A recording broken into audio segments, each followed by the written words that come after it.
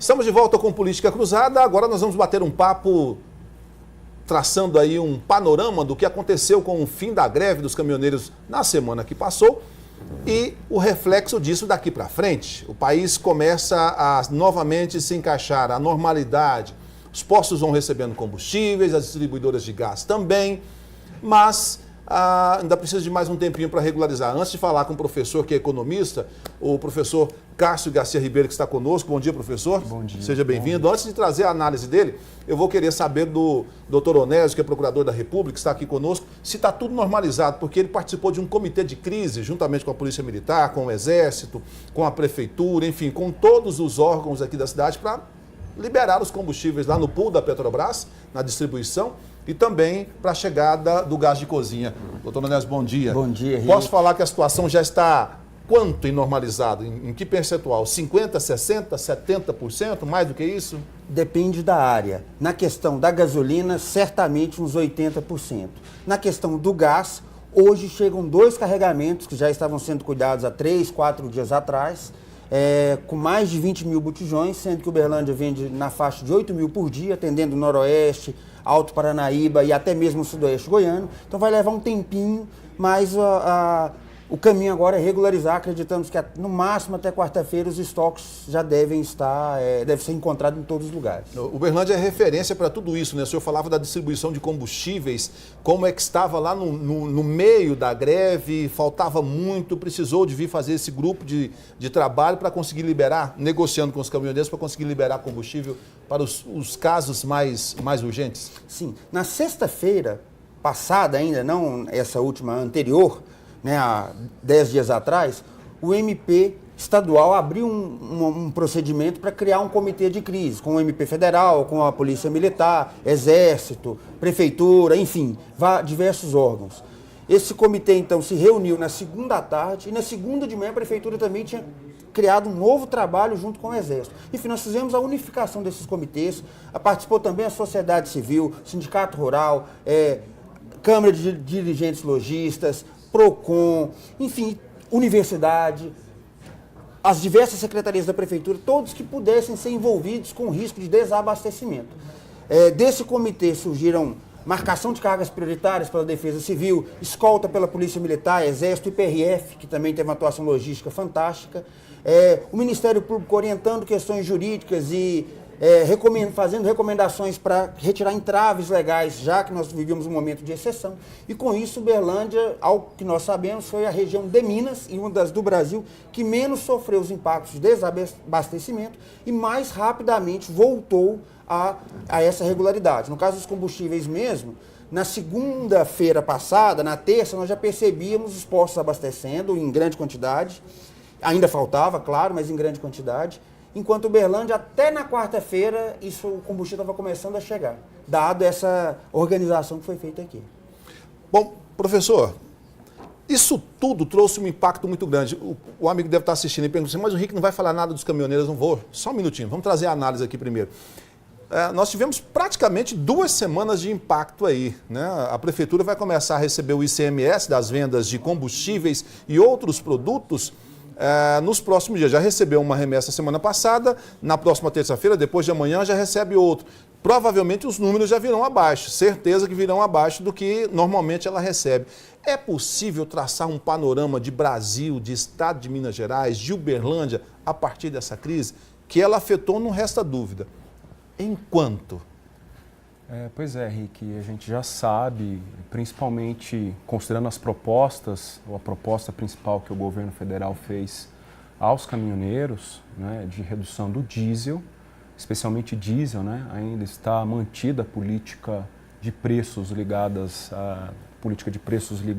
à gasolina, mas a gente sabe que haverá uma queda, né, da receita governamental para conseguir subsidiar o diesel, uma queda em PIS, COFINS, CID, né, contribuição de intervenção do domínio econômico, e também a negociação do governo federal junto aos estados para a redução da alíquota de ICMS que incide sobre combustíveis, né, em especial do diesel. Então, certamente haverá, né, uma queda na arrecadação do governo federal em virtude do Brasil ter aí um modal rodoviário como preponderante, né, já há muitos anos. Então a gente sabe que vai ter uma queda no PIB e vai ter uma queda também importante na arrecadação tributária por parte do governo federal e que vai se agravar ainda mais por conta dessa renúncia fiscal. Não deixa de ser uma renúncia fiscal com vistas a subsidiar, né, o preço do diesel. Então, o pessoal do CEPES, né, o Centro de Pesquisas ali do Instituto de Economia e Relações Internacionais, ele coloca, os estudos apontam como cerca de 80 milhões de reais o PIB diário de Uberlândia. Então, vamos pensar aí quanto que isso, né, essa paralisação, as pessoas, uma parte dos trabalhadores não conseguiram trabalhar, empresas também não conseguiram funcionar a pleno vapor. As nossas divisas, riquezas. Então, certamente a gente vai ter uma queda, né, no PIB dos municípios e, consequentemente, uma queda no PIB do país em decorrência dessa crise de desabastecimento. Ainda é difícil mensurar, mas certamente é uma queda importante. No centro disso tudo está a Petrobras, que durante muito tempo, no governo anterior, subsidiou o preço do combustível como uma forma de, entendendo que era um instrumento importante, porque, como o senhor disse, o nosso modal de transporte de tudo que você tem no país hoje é rodovia. Muito pouco de ferrovia, muito pouco para o avião. Então, veio o governo Temer, trouxe o Pedro Parente, que renunciou na sexta-feira ao cargo, e ele mudou toda essa política. A Petrobras voltou a dar lucro, os investidores ficaram muito satisfeitos e o preço do combustível, na pior das hipóteses, subiu algo em torno de 121 vezes só o óleo diesel, passando de 56% o reajuste. A renúncia do Pedro Parente vai trazer uma complicação ainda maior para esse mercado? Ou isso pode vir a trazer uma mudança de entendimento de que a Petrobras tem que realmente participar de um subsídio para um combustível mais em conta? É difícil fazer projeções, né, em relação a quem o Temer vai nomear para a presidência da Petrobras, né, em substituição ao Pedro Parente.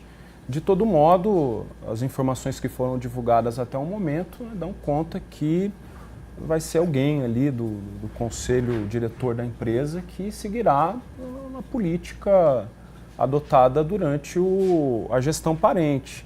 E em relação a essa questão, né, do subsídio, historicamente o Brasil, em virtude do impacto que os combustíveis têm sobre formação de preços, a Petrobras ela tem sido utilizada pelo governo brasileiro há muito tempo, né, como um instrumento de política anti-inflacionária. Não é novidade, não é novidade, não é no governo Dilma, no governo Lula. Essa é uma prática recorrente ao longo da trajetória da Petrobras, em virtude da importância que esse insumo tem para a economia do país. É um preço-chave que acaba contaminando outros preços da economia.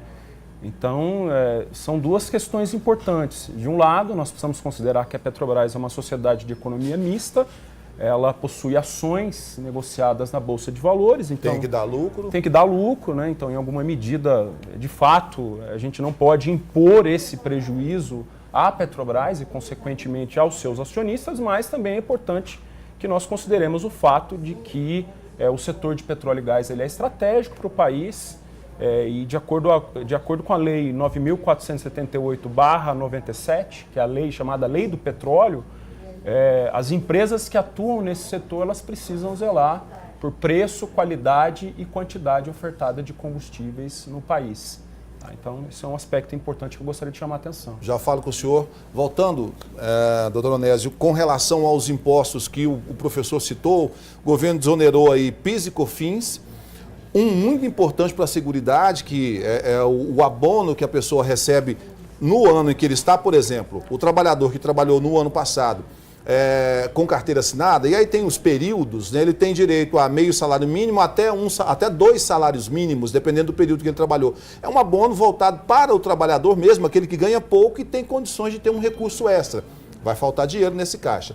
COFINS também, que entra para a Seguridade lá na Previdência, que é formado por um tripé, já estava numa situação difícil, vai ficar numa situação mais difícil ainda. O governo mediu direitinho essas contas? O senhor falava já que a lista de cortes é gigantesca, que atinge várias áreas. Saiu na sexta-feira a MP de 9 bilhões e meio para poder subsidiar os outros 30 centavos, porque esse imposto somado dá 16 centavos, então ainda tem mais 30 centavos que tem que sair do orçamento. E cortes na saúde, cortes na educação, no FIES, cortes na PRF, que já não tem o número de policiais suficientes para patrulhar as nossas fronteiras.